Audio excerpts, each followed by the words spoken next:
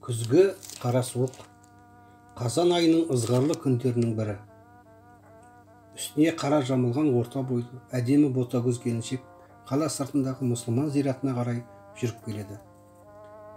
Желге желбіреген қара көйлегінің етегі еленген қара балшыққа былғанған. Аяғын әрең басып келеді. Көкірегі қарс айыра өксіп қояды. Аспан әлемі қорғасындай тұнжырап, жаңбырдың қабаршысындай күркіреп, найзағай отын ойнатып тұр.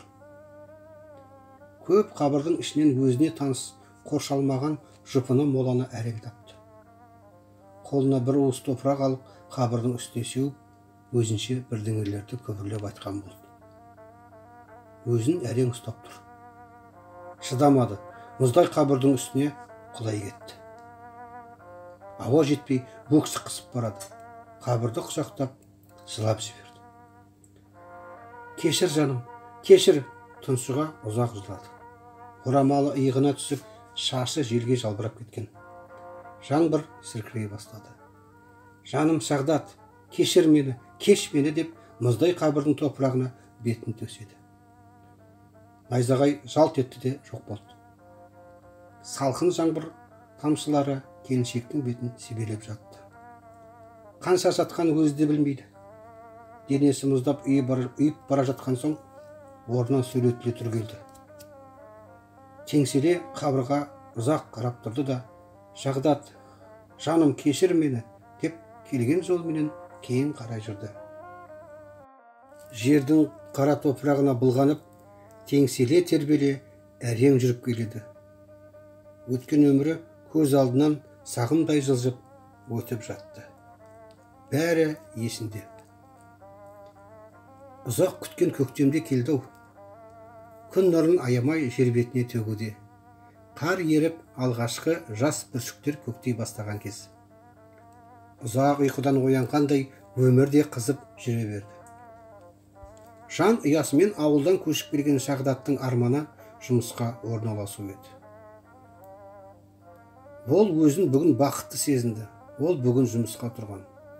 Өзі сияқты жұмыс іздеп таба алмай сандалып жүргендер қанша. Ой дүние-ай, заман өзгерді-ау. Жұмыс жоқ, жұмыс болса айлық жоқ. Қайраңдаған балықтай қанша халық сандалып жүр. Бірде Балқия жұмысқа тұрғанша базарға шығып, саудаменен айналыспақшы ойын Жағдатқа айтқан. Іштей қарсы болса да амалсыз көнген. Осылай күндер зымырап өте берді. Балқия таңертең базарға кетеді, қас қарая келеді. Балаға қарау үй шаруасы Жағдаттың мойнында. Бірде Балқия, Жағдат, мені бүгін туған күн кешіне шақырды. Барайын, деді қиылып. Ұзақ болмаймыз, тек қана сауда істейтін келіншектер ғана болады. Бармасам ят деп, күйеуінің мойнына асыла кетті еркелеп. Өзін асырап отырған адамның күйеуінің қалдырғысы келген жоқ. Амалсыздан көнді. Туған күн кеші болып жатқан үйде қонақтарға лық толы. Сәнді киінген қыз келіншектер, жас жігіттер музыка әуеніне теңселе тербеле билеп жүр. Балқия Айжанды туған күнімен құттықтап, бетінен сүйіп, сыйлығын берді. Құрбысына риза болған Айжан, рахмет Балқия, жүр мен сені қонақтармен таныстырайын деп, қонақтар отырған бөлмеге алып келді. Музыканы тоқтатып, Айжан Балқияны қонақтарға таныстыра бастады. Қонақтардың арасында креслода отырған ерекше сәнді киінген жігіт Балқияның көзіне оттай басылды. Балқияны таныстыру рәсімі келгенде ол орнынан тұрып, Балқияның қолын нәзікпенен ұстап тұрып, менің атым Асылхан дегенде, Балқияның қолынан электр тоғы өткендей әсер етті. Балқия деп әрең айтты. Үзілген музыка қайта жалғастырылды. Өзінің ыңғайсыз сезінген Балқия ас бөлмеге кіріп, Айжанға көмектеспек болды. Балқия, неге билемейсің? Өзіме үлгеремін ғой, биле, көңіліңді көтер деп. Айжан күлімсіреп. Рахмет Айжан, мен ешкімге танымаймын, ыңғайсыз ғой, келмей жатып билеп кеткен. Саған көмектескен жөн болар дегенде, қонақтар жақтан вальс әуені естілді. Есікті қағып Асылхан кірді. Қыздар бұлай етуге болмайды деп Балқияның қолын алып, қонақтардың ортасына апарып, биге ұлықсат тұрып, екеуі көбелекше тербеліп билеп кетті. Қонақтар да вальс ырғағына тербеліп билеуде. Би үстінде Балқия өзіне тура қарап тұрған Асылханның назарын байқады. Балқияның қыпша белін ұстаған ол өзіне тарта билеп жүр. Асылханның ыстық демінен Балқияның денесі оттай жанып барады. Басы айналып құлап қалардай. Асылхан Балқияның бетінен сүйіп алды. Вальс те бітті. Асылхан рахметін айтқандай басын изеді. Оттай жанып Балқия ас үйге кірді.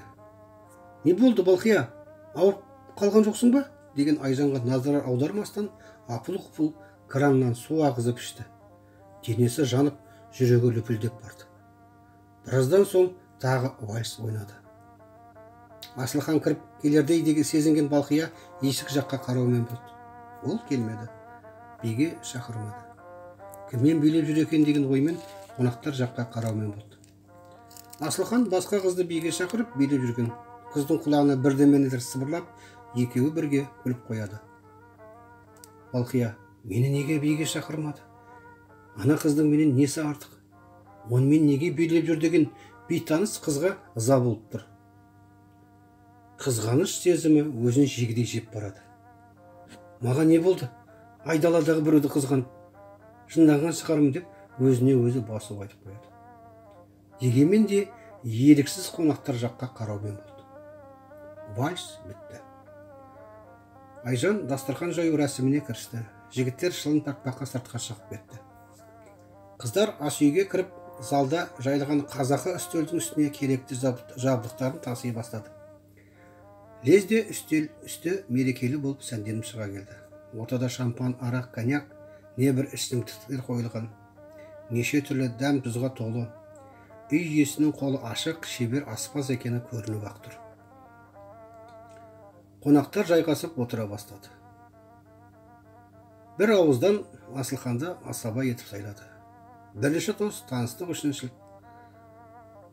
Алдындағы арақтан аздап алып отырған Балқияның көзі Асылханда.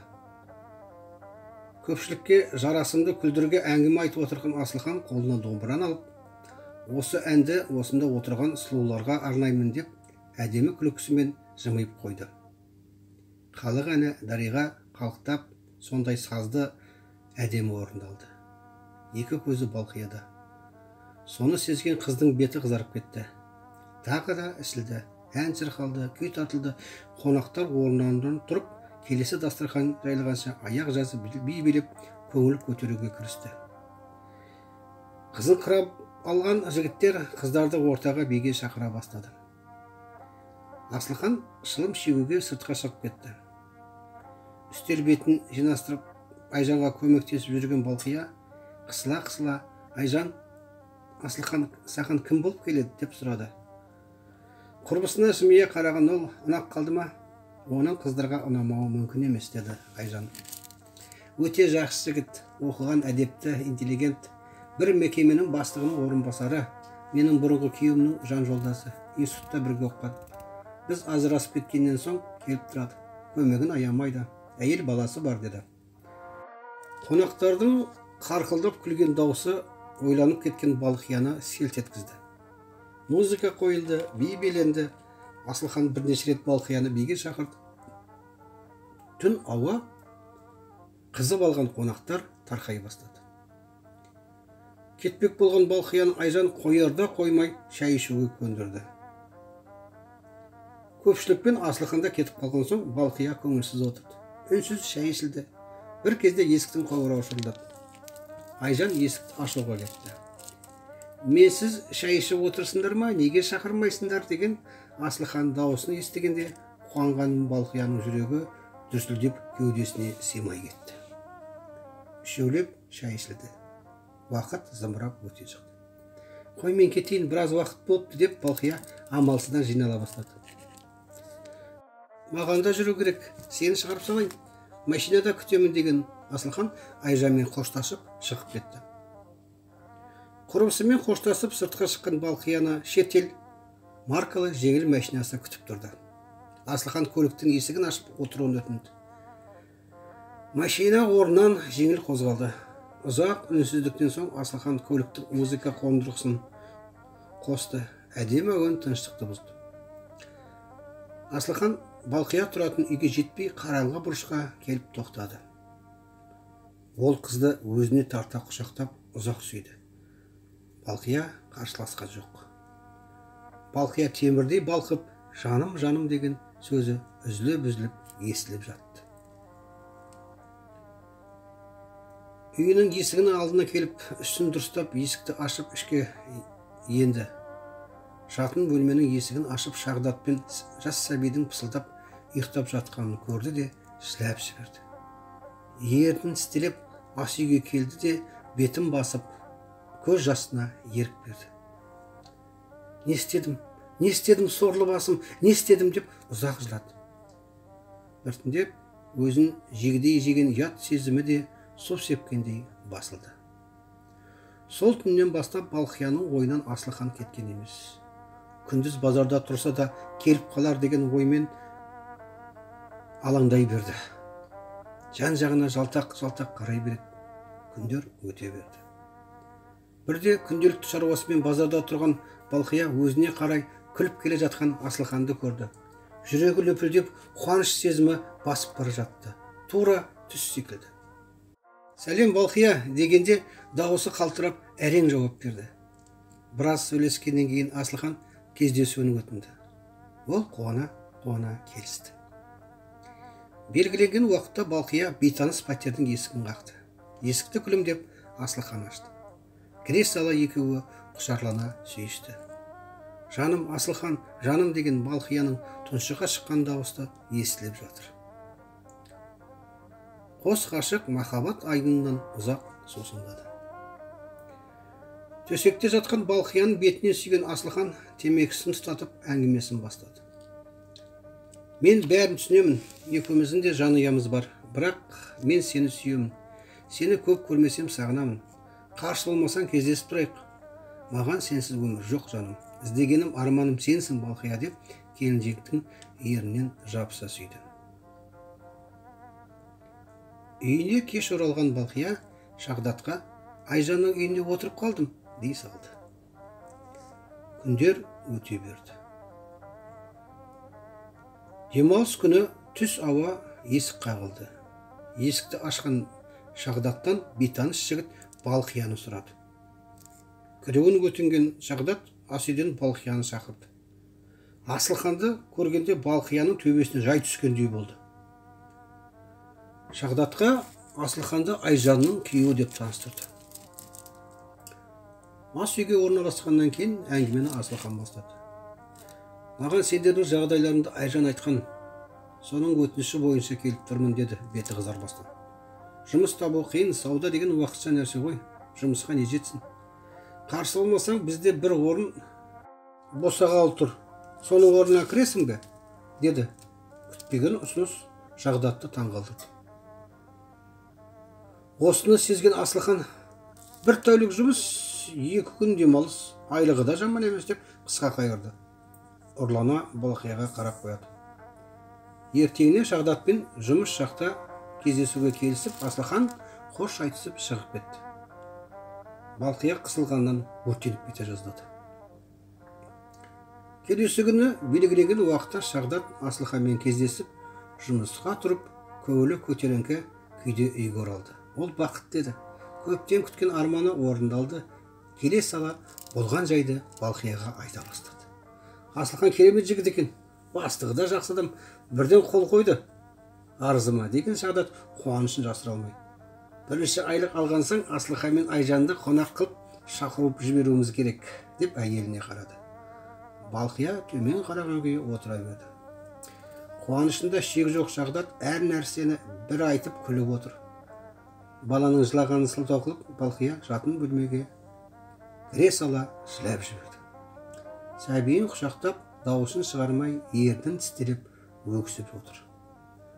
Ой, сорлы, жұмысқа тұрдым деп мәз, қалай тұрғаныңмен шаруа жоқ. Осы маған не жетпейді, Құдайым-ай, не істедім? Өксігін баса алмай бір ашылады. Шағдат болса екі езу екі құлағында. Асылхан Шағдатты әдейі түнгі кезекке қойды. Енді ол Балқияға кедергісіз келіп тұрды. Балқия Асылханды көрген кезде өкінгенін ұмытып, екеуі махаббат теңізінен ұзақ жүзетін. Ертесіне жұмысқа түк болмағандай есік алдында тұрған шәуіппен амандасып, хал жағдайын сұрап тұратын. Осылай күндер жылжи берді. Асылхан ағай, сізді бастық шақырып жатыр деген хатшы қызға көзін қысып, бастықтың кабинетінің есігін ашып ішке енді. Асылхан кір төрлет деп жылы қарсы алған бастық жұмыс бабын, үй жайын сұрап жатты. Сәлден соң өзіне сай қатаңдықпен: бізге жоғарыдан тексеру келе жатыр. Мекеменің жағдайы мәз емес, өзің білесің. Сондықтан өткендегідей қылып ырза етуіміз керек деп Асылханға қарады. Мұндайды бірден түсінетін ол мән жайды біле қойды. Зейнеткер жасынан ассы да кетпей отырған шалдың орнын алу енді сәті түскендей сезілді. Өткенде риза болған комиссия төрағасы көмегін аямайтынын айтқан. Енді ештеңеден тартынуға болмайтынын деп шешті. Саспаңыз аға, бәрі ойдағыдай болады деген Асылхан жымиып кабинеттен шықты. Белгіленген уақытта комиссия келді. Өндіріс орындарын аралаған олар біраз кемшіліктің бетін ашты. Асылханға да керегі осы. Өзіне таныс комиссия төрағасына кешке бәрі дайын, демалыңыздар деп қолқа салды. Осыны күтіп отырған ол келісе кетті. Кешке Айжанның пәтерінде қонағасы берілді. Дастархан кеңінен жайылған, үстел іші жайнап тұр. Алдын ала Балқияны шақыртып қойған.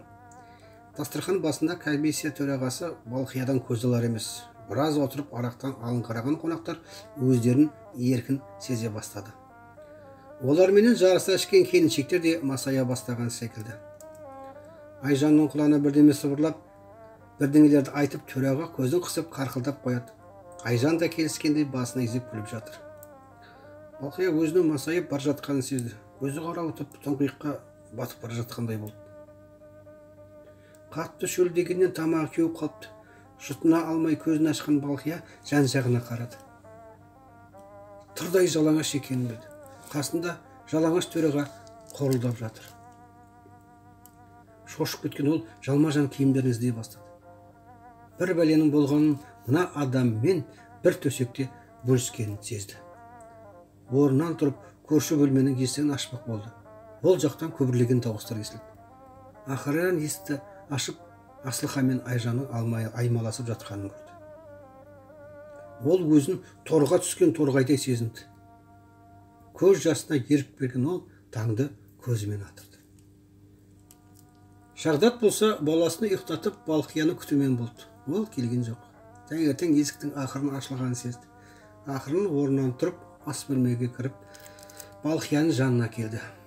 Аузынан арақ сасып тұр. Беті ісіп кеткен. Мойында таңдақ іздері бар. Түймелер үзілген, көйлегінен қос анар көрініп тұр. Шағдат не болғанын бірден сезді. Осы оқиғадан кейін Шағдат ішімдікке салып кетті.